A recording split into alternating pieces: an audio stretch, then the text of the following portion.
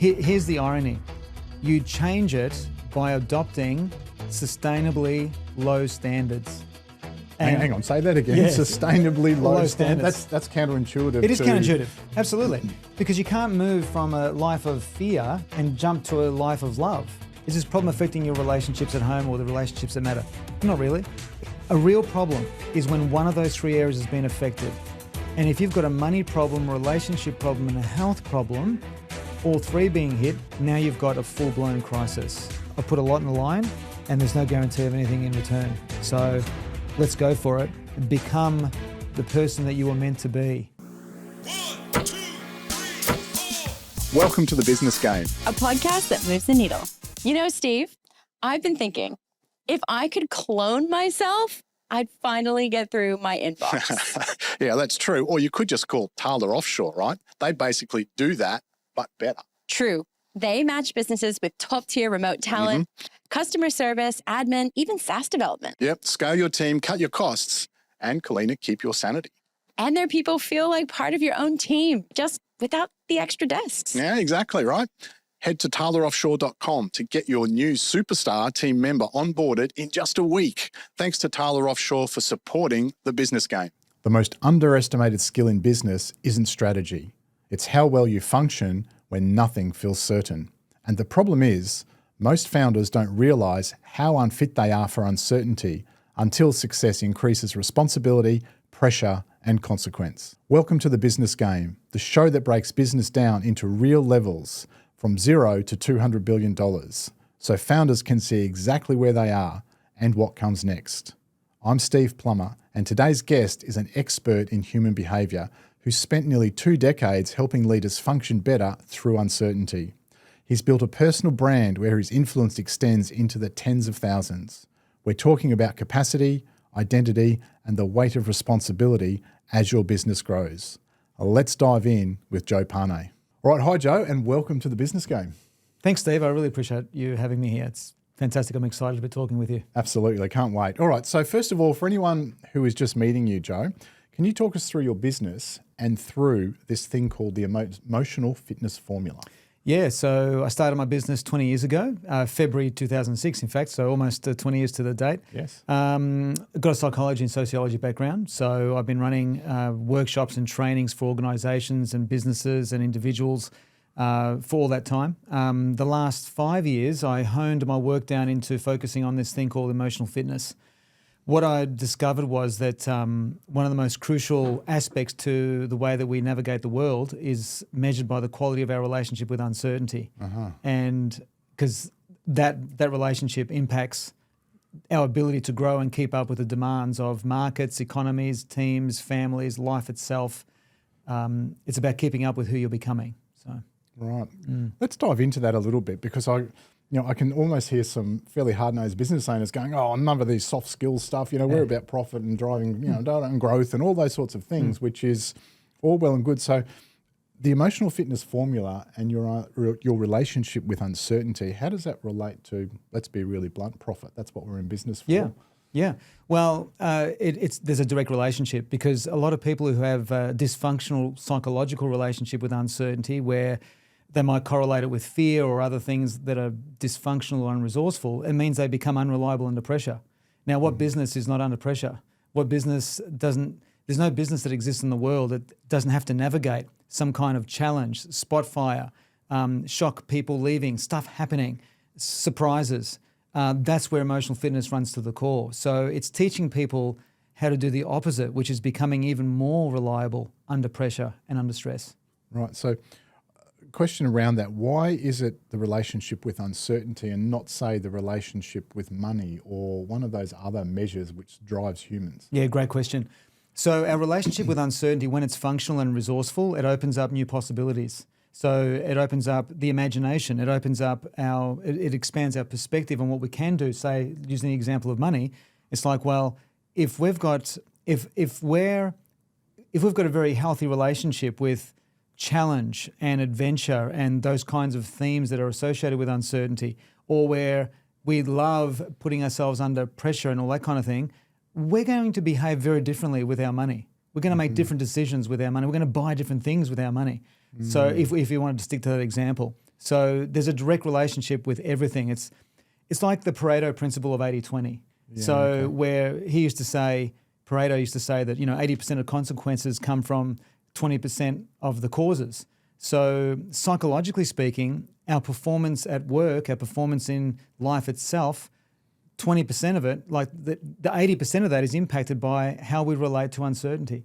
Right. This is something that I've thought through now for 20 years. Yes, so yes. It's reverse engineering that is always the test, the litmus test. So if you take away your relationship with uncertainty and make it very ordinary, let's see how you go with life. Let's see what happens when the market changes and you need to respond under pressure. Let's see what happens when that employee does something wrong and leaves you and betrays you. How do you handle that? Well, if your relationship with uncertainty is really ordinary and immature, you're not going to handle it well. And these responses to uncertainty accumulate and compound over time. And this is how someone finds themselves in what we call certain life situations. Right. So for business owners, entrepreneurs out there who are managing a team and so forth, are there some tells that they could look at amongst their team that will go, actually, these guys, maybe we as a business don't have a great relationship with uncertainty? There's lots of answers to that question. I'll stick with two. All right. So the first one is that the response to the unknown from team members, a lot of it's going to be determined by the relationship that owner or that manager or that leader has with that team. So you want a team who wants to work for the leader, who wants to work for the coach, who wants to work and play for the owner of the business. But how do you get to that? Yeah. You get to that by having where the leader has got a relationship with the team where the care of that person as a person is just as important as caring for what they can bring in terms of their results. And everyone's got a different definition of what that means. But understanding and taking the time to get to actually know from a clean perspective of pure care is something that matters immensely when it comes to loyalty, sustainability, people staying around, people being committed, people playing with full conviction. Yep. These are the silent things in the background that impact environments, which then impact results. Right. And so if the team doesn't have a great relationship with uncertainty, we mentioned at the start of profitability can be affected. Sometimes that doesn't show up though, for a couple of months and whatnot. Visibly, what would that look like? So if I walked into, or you walked into, and I'm sure you do this quite a lot when you go and work with businesses, you look around or you get feedback and you go, oh, gee, these guys, one of their key issues is uncertainty. How does that show up? Like, are they arguing? Are they silent? Are they, I don't know, are they bickering or Yeah. Well, it's different for every team and every culture. Yeah. But one of the things that I look for is inconsistencies that hurt the business. People not following processes or systems that are created for a certain purpose, they're following them inconsistently. Or client care one day is turned on and another day it's not. So in other words, you could walk into this business and have a wonderful experience, and then what happens, Steve, you might walk in there the following day or the following week and you have a contrasting experience. Those inconsistencies is where you're experiencing the ripple effect of unknowns that have not been handled. Right. Or handled well. So, and you mentioned at the start there the compounding effect of that. Yeah. Right? Yeah. And so it's a little bit like the frog in the saucepan kind of thing, boiling away there slowly because the uncertainty or relationship with uncertainty is bubbling away. You actually don't see it or feel it or know it until there is some breakdown or something. There's all of that. The other aspect to it all, which we haven't spoken about yet, which if we can spend some time on this at some point in our conversation, is the power of identity. So, Okay. Right. because every organisation, whether they're aware of it or whether they're not, they have an identity. Every team's got an identity, and obviously every individual's got an identity. And identity is by far one of the most powerful forces in the human condition, because whatever becomes part of what you feel that you are, or whatever your self-concept is, whatever is part of that, you don't need to be motivated or disciplined to act out any of those things that are part of your identity. To give an example, I've been running for 30 years. I love running marathons and races and things like this. And I always giggle at in the running magazine articles when they talk about how to get motivated during the winter. And it's like, I haven't needed motivation or discipline to run because it's part of who I am. So when something's part of who you are, you don't need external forces to tell you what to do. You find the inner resources to perform the act. So some of the work that I think is crucial when it comes to building good cultures and good teams, good and meaningful connection, is making a decision on, well, what is it that this team stands for? What do you stand for? What is an aspect of your identity that you believe is truly a fully expressed version of you in 2026? And that's what you work toward, and that's what you become, and that's what you defend. If that's not clear, Steve, you're going to have these inconsistencies that accumulate and compound. So is that identity thing, is that, I don't know, more of a personal thing, or should that be a business-related thing, both. or is it both? It's both. Yeah. It's both. Identity, there's lots of definitions in the psychological sort of space. My personal definition of it is it's what you allow yourself to be defined by. Right. So there's a delicate balance between the identity of Steve and the identity of what Steve brings into a business. There's almost like a partnership between those two things. So an identity of Steve is what you define yourself by. So the roles that you play, the activities that you perform, the character that you are and are growing into and want to grow toward. All of those aspects are very important parts, because we will only behave according to our identity. Another way of looking at it is like this. A lot of our identity has been conditioned by past experiences. So what we believe we're capable of, what we believe we're not capable of, our levels of self-esteem, our levels of self-trust, our levels of self-respect, these are all parts of what formulate our identity. And if we've been conditioned to have low levels of all of those things, it impacts the way that we perform at whatever we apply ourselves to. So the great news is that with the emotional fitness work is that you can condition in new conditions, because if all of these things have been conditioned from external sources, as we grow up psychologically, we start making conscious decisions about, hold on, I'm not happy about this part of my life. It doesn't seem to be functioning the way I'm not working here. This is not working right. Well, this is not going. You start asking different questions. And now you start realizing, okay, I can actually go inward and make decisions in terms of what inspires me about this person and that person that I can add to what I want to become. And that's a journey. But at some point, everyone wakes up to the fact that they've been a slave, unconscious slave to conditions from the past that have been externally driven, and now it's time to come from within and start driving what it is that you represent. And then when you start psychologically maturing and growing like that, you bring a different energy, a different focus, a different capacity into a team and into an organization. Does that make sense? Yeah, it does. I guess the part around that which is challenging, those conditions come from childhood, right? From society, from religion, from work. Our external stuff. Yeah. Is that easy to change in a person? No, but it is changeable. And you change it in micro steps. Here's the irony. You change it by adopting sustainably low standards.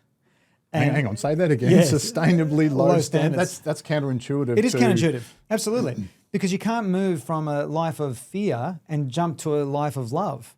You can't make that. It's incremental steps. So I'll give you an example. There was a client from many years ago who suffered from agoraphobia. She was stuck in her house close to 2 years. It was incredibly intense and awful for her not being able to leave her house. So we were on a call and the coaching was about that. So I said to her, listen, what I want you to do tomorrow is one simple thing. All I want you to do is to put on your runners. Do you have runners? Yes, I haven't worn them for 2 years. I said, just put on those runners and sit on the couch or whatever seat is most comfortable for you in your home, but put those shoes on and just leave them on for 10, 15, 20 minutes and notice how that feels. Notice how your energy changes. And then take them off. That's homework done for day one. Then day two was do the same thing, except this time walk around the house with those shoes. Right, and then we added all of these mini steps until we got her out of the house, which was within about 4 weeks. But if I said to her, just go out. Yeah. Just go out and become the Yeah. woman that you've always wanted to be. It's incremental steps. Yeah. So progress is measured very subtly, and small incremental steps is how you sustainably build into the person that you want to become. Yeah, okay. So, Joe, does that mean that you've got a really good relationship with uncertainty and you've got all this stuff figured out, or do you have to work at it as well? No, of course. I often get dipped into the mess of the human condition. Yeah. You know, the frustrations of fatherhood or marriagehood or businesshood or, you know, whatever role you play. Absolutely. I mean, uncertainty is the fabric of life. Whether it's me or anyone else, we all have to experience it because it's a prerequisite to growth. And as Ray Kroc said all those years ago, you are either green and growing or ripe and rotting. So the only way you can grow is through obstacles and being gifted problems that are designed to help you become more. So you can meet the demands of what life's got for you. So the thing is that the whole path is about embracing it, because most people, what they do with uncertainty is they try to avoid it, they try to go around it, they try to suppress it, they try to outsource it. The only way you can grow is to go through it. And I have been so many times in the last 20 years of running my own show, there's been many, many, many lonely moments where you're staring into the abyss. The abyss of, gee, where's the next 10 grand coming from? Where's the next 50 grand coming? Where's the next? That's happened to me on multitude of occasions. And in the first 3 or 4 years, uncertainty was a constant partner because I was so tempted to revert back to what was familiar to me when I used to work as a rehab counsellor at Ford Motor Company. I mean, it was just a god-awful job. But sometimes it was attractive because it was certain known. Yeah. Exactly. So, we all have and there's a spectrum of uncertainty as well, Steve, because the shallow end of the pool is, variety, just doing something that you've always done in a different way. That's variety. That's a form of uncertainty, but very shallow end of the pool. Yeah. Then that spectrum increases and expands. So then you've got variety, you've got adventure. So that's where you expose yourself to experiences you've never had before, go to a country that doesn't speak English or something that you've never experienced before. Then you've got adventure going into challenges. Challenges are also things that challenges are forms of uncertainty that we consciously invite into our lives. So that's what I've done with the marathon running. Then challenges, the next level going to the deeper end of the pool, are problems. The definition of a problem is only when one of the big three is being affected: your health, your money, or your relationships. If none of those three things have been affected, you don't have a problem. All you have is drama. But those problems, that's a form of uncertainty. And then the deepest end of the pool is full-blown crisis, where you're in a fork in the road, you have no idea what to do next and what's going to happen, and everything is, all your foundations, all your psychological foundations have been shaken. So that's the spectrum of uncertainty. It's not just one flavour of it. Can you say that bit again about its drama? What were the three things? Yeah. Because I think it's easy to get caught up in the emotion of that, right? Yeah. And it actually isn't a real problem. It is just a bit of drama that we're... Yeah, can you say that again? Absolutely. And this is something that I've often shared with teams and businesses and leaders, is because it's like, okay, you say you've got this problem. Is this problem affecting your finances? Not really. Is this problem affecting your relationships at home or the relationships that matter? Not really. Is this problem affecting your health? Have you noticed anything changing in your energy or your... Not really. So what we actually have here is a drama. It's a drama that's been created by the ego. So we've got something to be entertained by, something that we can just, immerse in. A real problem is when one of those three areas has been affected. If two of those three areas, like you've got a money problem and a health problem, now you've got something quite significant. And if you've got a money problem, relationship problem, and a health problem, all three being hit, now you've got a full-blown crisis. So that's very different to the dramas that people often misinterpret as a so-called problem. Yeah.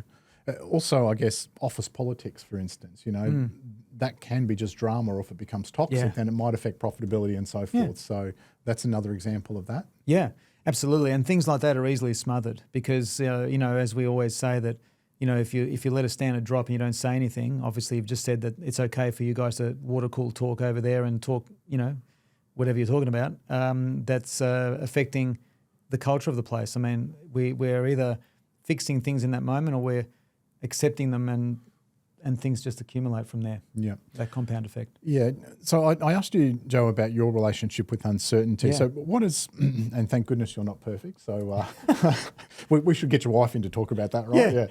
That'd be a nice critique, I would imagine. How do you spend, what does your business look like, your day to day, and how do you spend a lot of your time or your week? Well, I'm a creative, so a lot of my time is spent in idea creation, finding different ways to explain the complexities of human behaviour in a way that makes sense to anyone I speak with. Mm-hmm. A lot of it's also spent on content creating. A lot of it's spent on meetings with my marketing person, with the sales team, with especially at the moment we're in launch mode we've got an emotional fitness boot camp coming up in February, so there's a lot of meetings and strategizing around that. And the challenge that I have as a creative is that it can be with you 24/7. Yeah. So on the weekends, if I'm not doing anything specifically around my work stuff, I turn off. But the way I turn off is I'll go and do something completely different. I might sit and watch a movie with my wife, or at the moment, as the time of this recording, the Australian Open tennis is on, so I might watch a game of tennis with my wife or on my own. Running has also been a very, very effective, powerful way to disengage from work. So the short answer to your question is all the days are different, but as a creative, that's how it is. Yeah. So you've run, 7 marathons, I think, haven't you? 8 now. Eight marathons. Yeah. So what did marathon running teach you? I guess 1, about yourself, but 2, about your relationship with uncertainty. So to run a marathon, there's a 16-week program or a 16-week journey or voyage that you take. And one of the things, I've learned many things from that. So one of the things I learned was, this is going to sound however it comes across, I found that in my early days, if I was heavily reliant on motivation to an external source. So let's say, Steve, let's pretend that 20 years ago you and I did our first marathon together. And you wanted to run this thing, and you were reliant on me to be with you and to run the thing with you, but I was inconsistent and all over the place. And because I was inconsistent all over the place, you never ended up doing it. That's what happened with my first attempt. I was too reliant on other people's motivation. So then I became more self-reliant in my second effort, and I did a lot of training by myself. So that taught me how to be disciplined around something that I really value. But the most challenging part of all, as anyone who's ever run a 42.2 kilometre race, is that it begins at 30 kilometres when all of your fuel systems are pretty much depleted. And those last 12 kilometres, you just have to be present to the moment, and you're having altered states of consciousness. You're just experiencing something you've never experienced before. It's grossly unfamiliar. It's very difficult. Everything in your body's telling you to stop. Everything, and somehow you find the energy and the resourcefulness to keep going. That's been extremely useful in my life, experiencing that 8 times, because I find that whenever I am having a bit of a whinge internally about something, I remind myself of, well, how does this compare to running those last 12 Ks? Come on, man, you can do better than that. So it's taught me how. It's not only has it built my physical fitness, but it's massively contributed to my emotional fitness and well-being, because to get through those marathons has been immense for my spirit, and just learning how to navigate when you're really under the pump. So it sounds like the discipline of the marathon has helped you get out of your drama. Yeah, well, because if you don't consciously invite uncertainty into your life will invite it in there for you. So I found that bringing a marathon, and I'm about to start in a few weeks another training regime for a couple of races. And the reason why I do that is because it's a conscious invitation of uncertainty into my life. And remember, life demands, uncertainty is the fabric of life. We need it in order to grow, as I was saying earlier.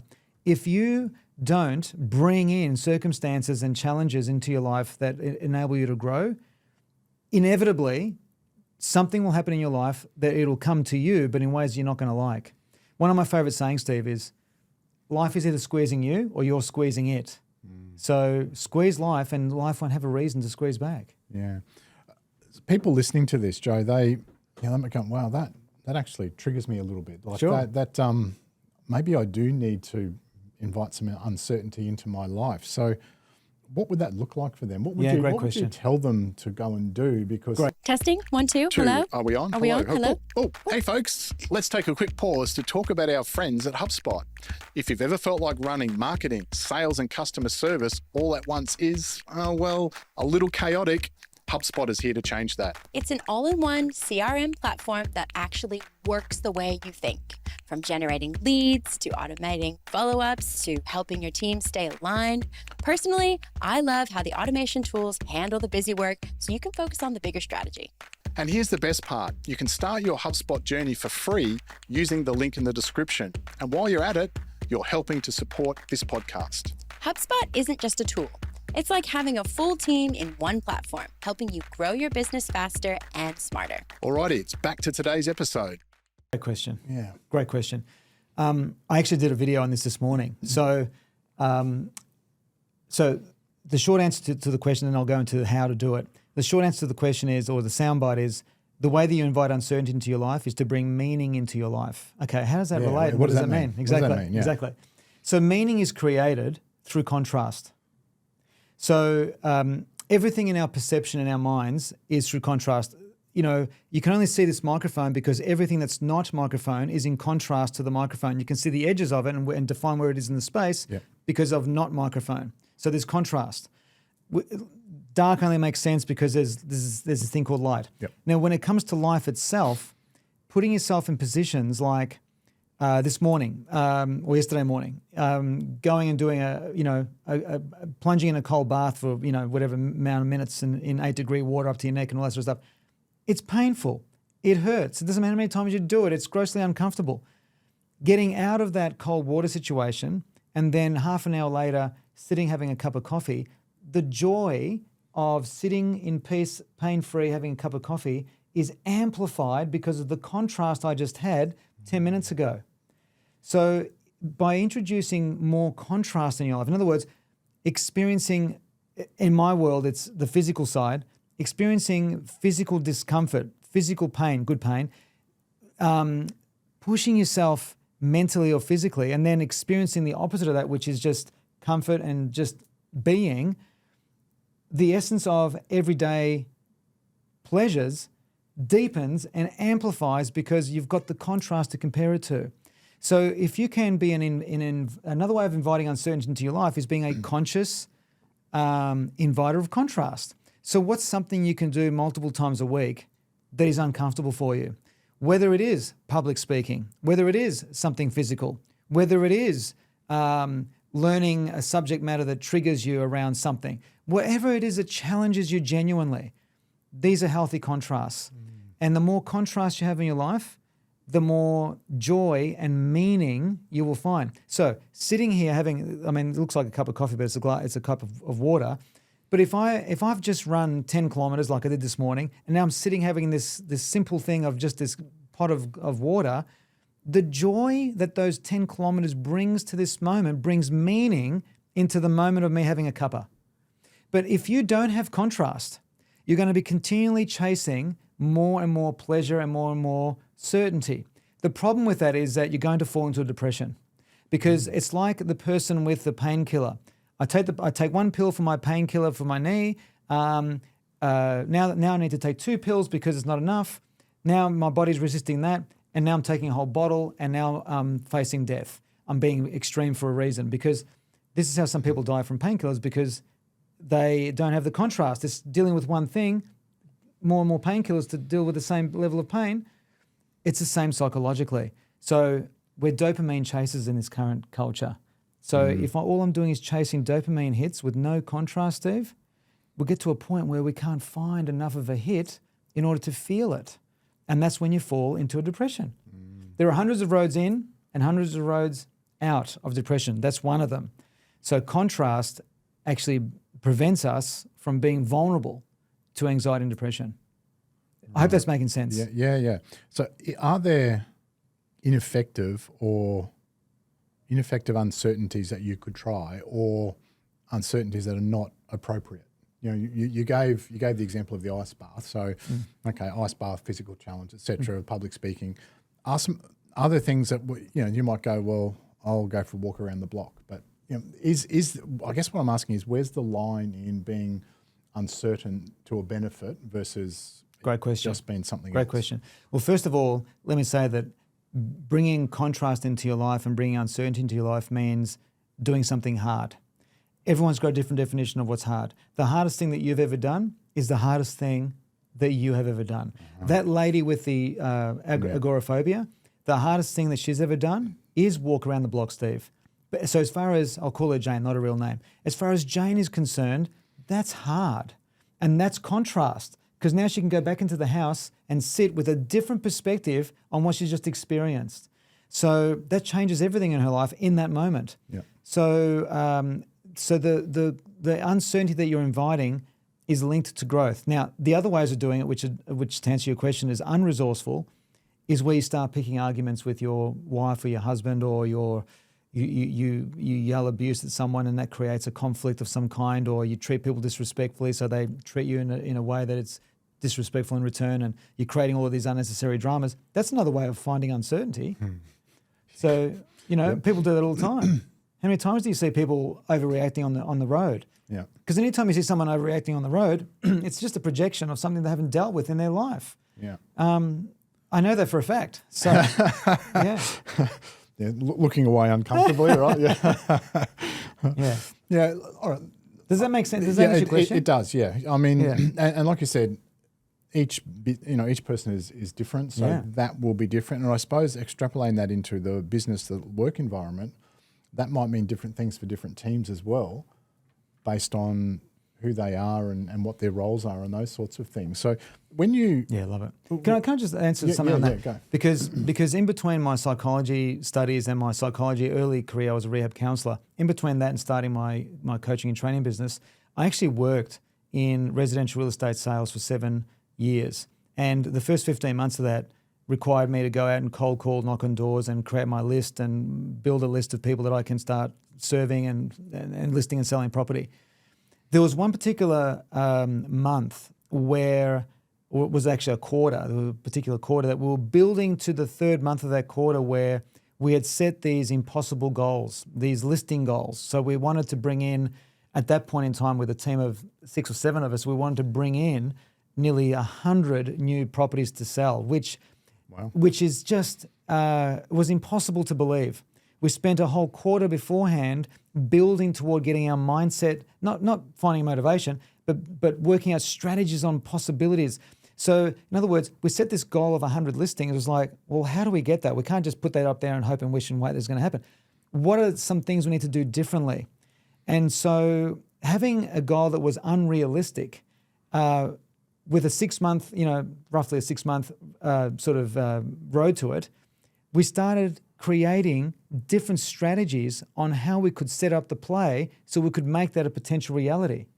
Now, we didn't hit 100. Mm-hmm. We hit 89 or 88, which was a lot. That's not bad. And yeah. I'll take it. Yeah. Yeah. And then as a result of that, we had become completely different. We saw ourselves, our identity had shifted because we could see new possibilities. So the point I'm making is that when you set something that is beyond your current capacity of possibility, something that you label as impossible, it is impossible. It is amazing how when you reverse engineer that to get to that, how you find creative ways to get to that goal. And even, as I said, even if you get 89 instead of 100, it's still like it was 60 more listings than ever previously done by the company in one month. Yeah. It's an interesting one too, because that's not a new phenomenon. We've all heard the saying, aim for the stars, you might hit the moon kind of thing. I guess my question to you is, do individuals and businesses, companies, not set big enough goals? And is that because they don't have a good relationship with uncertainty, or is that too long a bow to draw? If a lot of people correlate uncertainty with fear, which means they don't have a good relationship with uncertainty. So if everything in your life points to the direction of fear when it comes to how you relate to anything that's unknown, anything that's got no reference points, anything that's unfamiliar, well, you're not going to do all that great in business, or you're not going to do all that great in performing in anything. So that's where we need to make sure that that person correlates uncertainty with growth. It's shifting their mind around how they relate to this thing. That's why I say that the relationship with uncertainty is the most crucial one of all, because that's what changes you in order to grow, so you can become the person to be on the road to achieving whatever that goal is. At the end of the day, the goal is not the goal. The goal is there as something that you're aiming for, so you can become more. It's about your transformation. It's the transformational journey that shifts you. When I set a goal to do my first marathon, there was something in me after that marathon was finished. My life changed after that. Like I can't put all my fingers on all the details of all these things, but I could feel that I was a different person. I had more capacity. I had more trust. There was just more of what I had before because of that experience. And having only run, like before that, a few years earlier, I started running. I ran 2 kilometers, 3 kilometers, and the thought of running a marathon at 42 was impossible. So to actually get there, it wasn't the goal of getting there. It was the goal of, I wonder what this is going to enable in me to become, so I can keep growing as a human being. And that's really the journey. Not about getting the goal, it's about the transformational aspect of it in getting there. And what happens is there's 2 journeys. The first journey when we're, in our 30s and 40s, we're in the whole purpose of that journey is for us to grow. But after a while, that's not enough. And it's not because you're chasing more, it's just that you're dissatisfied with that. Growth of what? You've bought more stuff, you've got more things, and that's all wonderful. Then we go on a second journey where we set different goals. And that second journey is a journey about contribution. It's a journey where the goal becomes more about something you're contributing to a community or to society or to a certain group of people that may have meaning to you. And that's the journey that is more, the deeper journey, one of heart. And the uncertainty journey that you have to go through to get to growth helps you immensely to go on the journey of contribution, if I'm making any sense. In my work, I call that the journey from ambition to meaning. So just on that, you've trained over 7,000 coaches and you've worked with tens of thousands of people, right? Did you set out to, I'm going to train 7,000 coaches, 10,000 coaches, 1,000 coaches? How has that result played out in your life? Like, is there a relationship to uncertainty and you're able to do, because they're solid numbers, Joe. Yeah, I appreciate coaches, that. Yeah. And tens of thousands of people. That's an impact, right? Yeah, no, I didn't set that out as a goal, ironically, from this conversation.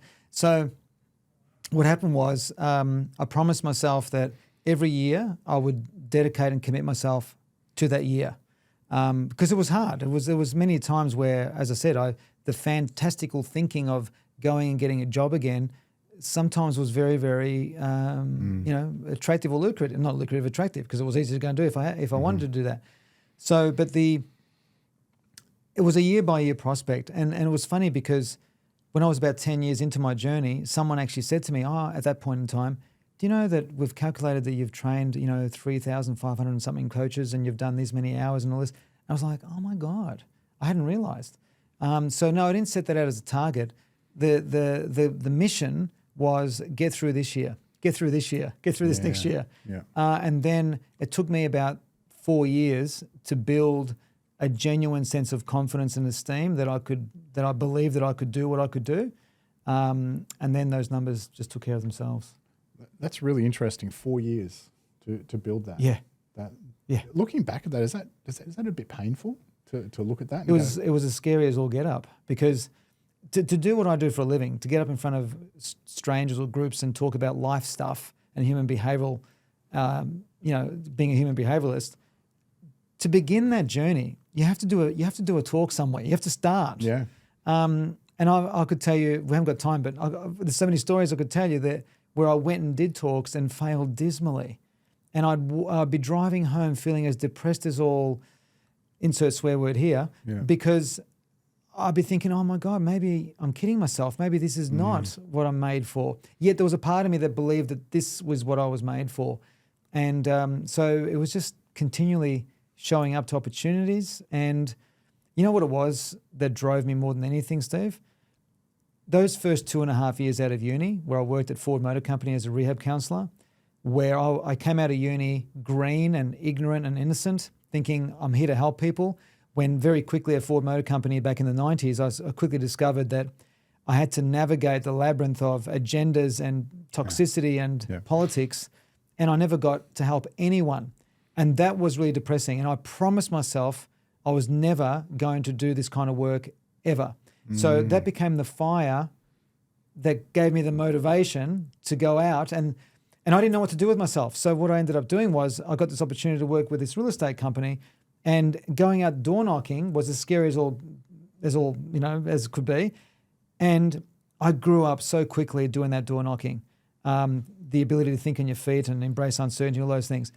The point I'm making is that when I then eventually started my own business, the promise was I am never going back to the hamster wheel of life. I'm never going back to the 9 to 5 culture. I am running my own business, and I'm creating my own sovereignty.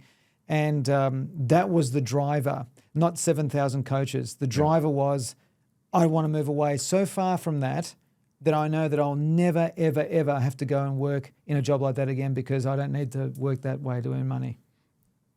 Easy to say in many ways. You can't got a mortgage payment this month and kids' school fees the next month. And in that moment of, and this translates across to any size business, right? Making payroll and da-da-da.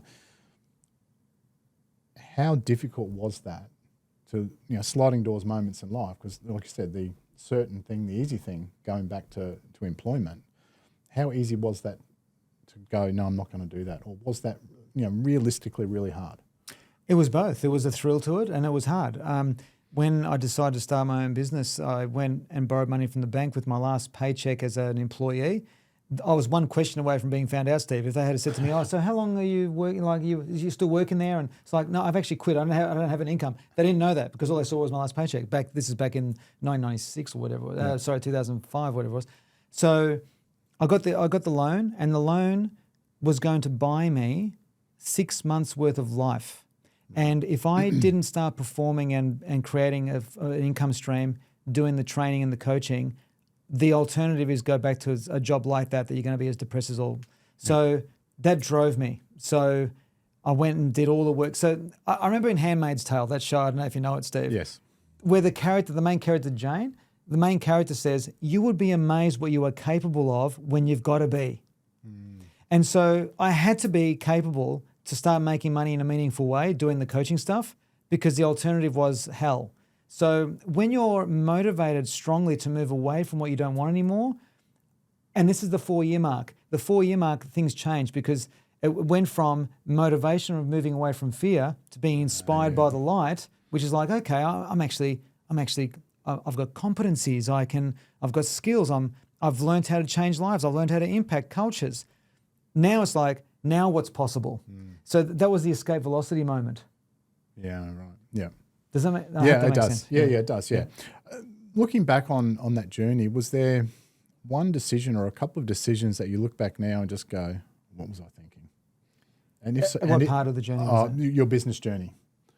And if so, what did you learn about life or business or yourself in that one decision where I wish I hadn't have done that? I don't actually have any regretful decisions that I made in my business journey, because whether they were right, whether they were wrong, whether they worked or whether they didn't, I just have this philosophy that as long as you're hurling in the general direction of the next version of you, it's all good. Yeah. Okay. Yeah. I mean, ultimately, from the psychology side, from the linguistic side, the word decide means to cut off from the past. Mm-hmm. So for me, all of the decisions I was making, whether they were effective or not, was cutting me off from the possibility of going back. Yeah. So that's how I looked at it. And do you have a framework almost to make decisions around? Because I'm sure, like all of us, you don't get all your decisions right. So have you got a framework that you filter decisions through? Yeah, that's a great question. I don't know how long we have for this, but there are 3 different strategies that I teach and that I apply in my life, depending on what type of decision needs to be made. Right. So the first thing is what we call automatic decisions that are based on certain outcome-based criteria. So if you've got a very specific list of outcomes that you want and you're making a decision that is clearly going to positively impact those outcomes, the decision's made very, very quickly. Then there are other strategies that are more like what we call a period of time decisions. This is where you might be making a big decision like spending a lot of money on buying a new home, where you might need time to reflect. Time might be a week, 2 weeks, 3 weeks to reflect on that decision so you're not making it as quickly. And then there's the other the third level is what we call multiple number of times decision maker, which is where you're making a decision about something that's reasonably complex, where you're dealing with facts, you're dealing with numbers, you're dealing with data. It requires a lot of reading and understanding and conversations. It's complex. It's not like just going and buying a car on intuition. It's making a decision about something that's quite complex. Then I apply that particular strategy, which is a revisit to it 2 or 3 or 4 times until we've gathered all the data that we need to then make a logical decision. But logical decisions in other parts of life don't work. So it depends on what the nature or the context of that decision is. So just speculate for me. What percentage of decisions do you think you get right?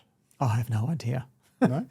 I love what the leadership coach Maxwell, when he said, just continue to fail forward. Yeah. So to me, there's no such thing as I don't see any. I've never thought of it like that.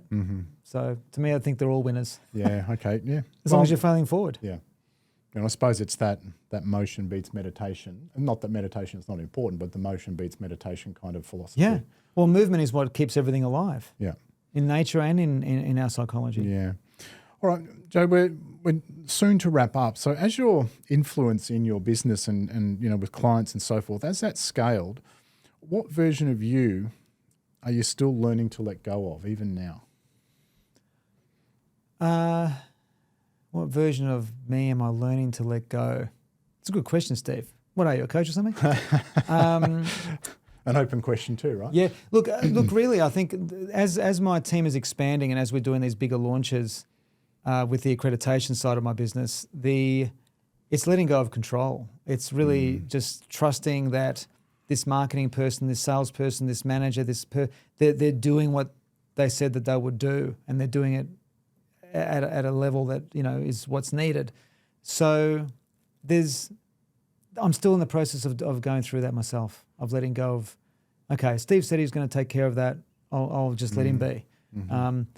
So I've been tested around that many times, because then something goes wrong and it's like, damn it, I knew I should have gone and spoken to Jack over there. But anyway. Yeah. Yeah. Okay. So right now, what pressure are you feeling that tells you you're entering a new stage of growth in your business? Well, there's a challenge of AI, which I think in a lot of cases is misunderstood. So AI is making content creation. I use the word loosely with creation. It's turning it into a commodity.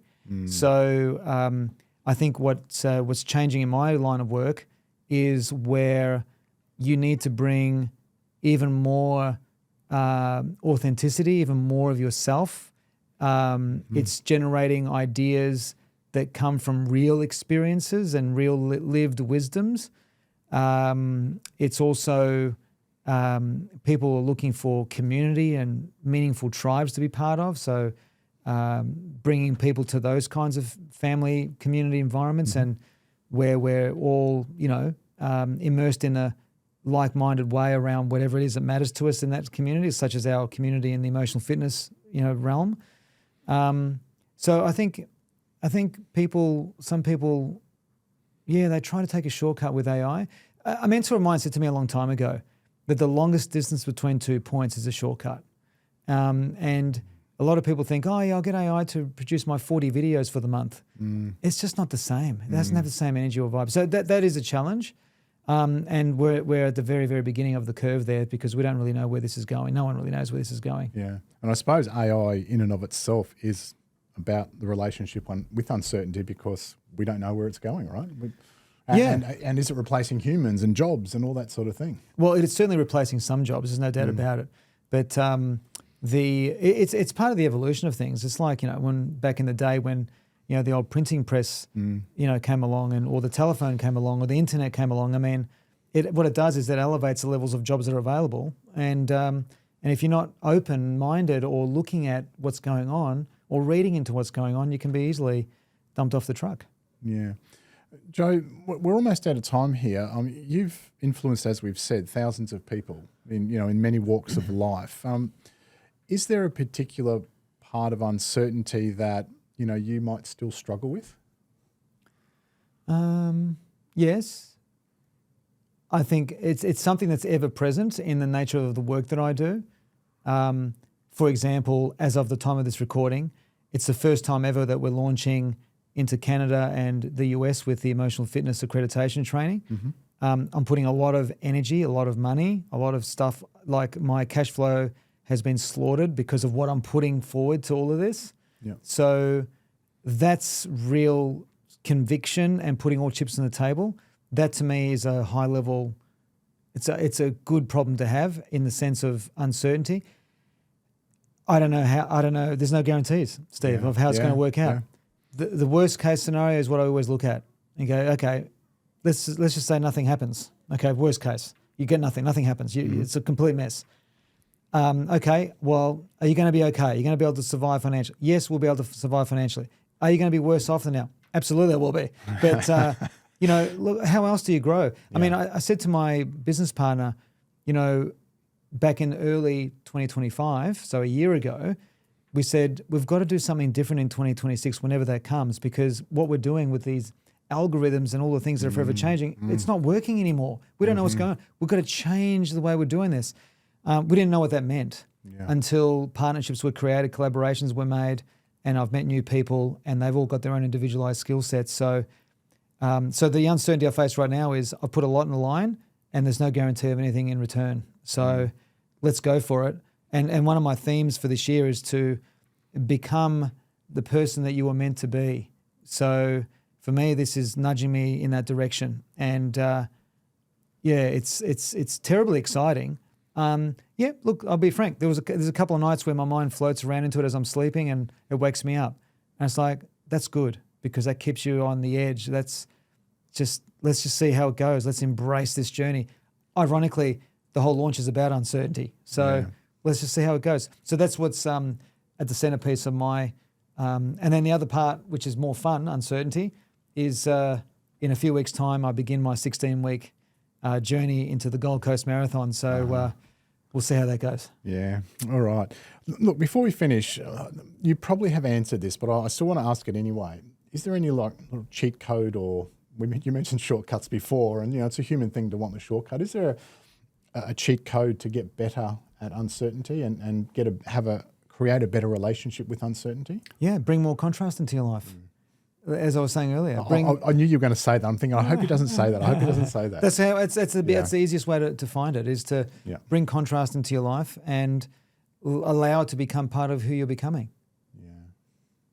And that's how you grow. And that's how, because life will continue to demand more from us, not more in terms of volume and all that, more in terms of character, more in terms of becoming, one of the questions I ask myself is, am I this year becoming, or last year, am I becoming more closer to becoming an unconditionally loving being?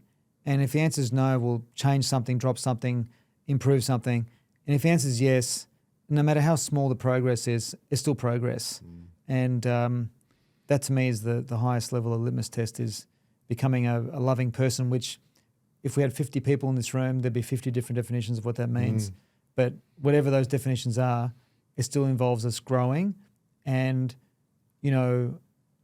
honouring the privilege of having a life and being responsible. And two questions that I ask my clients all the time, or two questions I leave my clients, if I can just take another minute, Steve, if that's all right. Go for it. One of the things that's in my life, one of the aspects of my library are near-death experience case studies.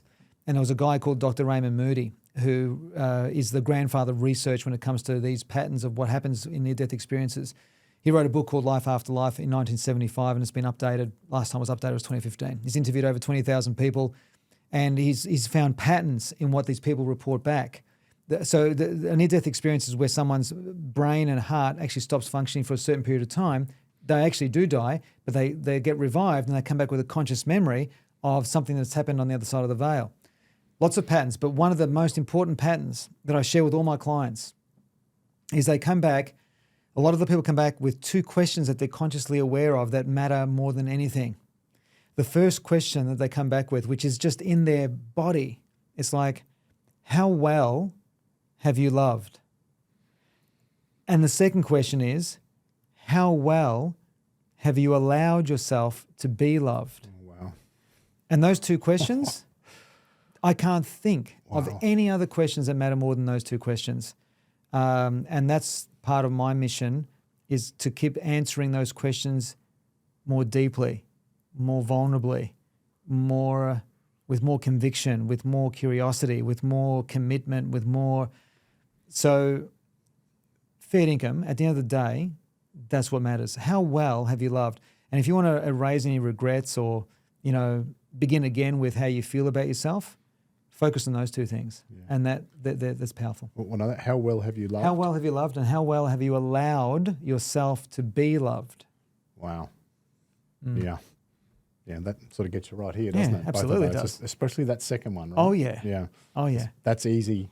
Yeah. In I get compared that. to it. And I understand completely. All right, wow. That's a very deep and meaningful way to finish, Joe. Yeah. But we do like to get to know, here on the Business Game, the person behind the microphone. So we've got our rapid fire round coming up. I'm going to fire 10 questions at you quickly and get you to answer those in a sentence or less. So you ready to go? Yep, let's go. All right, here we go. Rapid fire round. Joe, what was your first job? Working as a waiter. I wasn't expecting that, by the way. All right, if you weren't doing what you do now, what career would you choose? I'd be an artist of some kind. Best investment you've ever made? Bitcoin. Your go-to productivity hack? Oh my God. Just sitting with a journal and a pen in hand and writing from my heart. One piece of tech you couldn't live without? I was going to say the internet. One piece of tech. Well, all the tech stuff is taken care of by other people for me, Steve. So my people, which is my tech. Yeah, well, that can be tech. Yeah. Office or work from home? Home. Early riser or night? Early. That was a quick one. Yeah. What's your coffee order? Latte, small, full cream. Okay. Android or iPhone? iPhone. What's your book or podcast recommendation? Everyone should read every year Man's Search for Meaning by Dr. Viktor Frankl. All right, fantastic. Joe Pane, thank you very much for your time on the Business Game. It's been an absolute pleasure discussing uncertainty. Thanks, Steve. And our relationship with it and how it's tied to profit and a meaningful life. So thank you very much. Joe, if people want to reach you online, where should they go? Well, they can find me at Joe Pane Insights, which is the handle for everything, LinkedIn and Facebook. Coming up very soon, we have an emotional fitness boot camp, which is a free training on February 24, 25, 26. I'm sure we can put all that in the notes if it's appropriate. Mm-hmm. And that's probably the best place to get to know me and what the work is and how it all works. And otherwise, also joepane.com.au. All right, Joe Pane, thanks for slowing down with us. That's the Business Game. We don't rank founders. We examine the pressure that shows up as businesses grow. If this resonated, stay with us and we'll see you next time on The Business Game. Thanks for tuning in to The Business Game. If you like what you heard, make sure to subscribe on YouTube and follow us on TikTok, Instagram, Facebook, and LinkedIn to stay connected.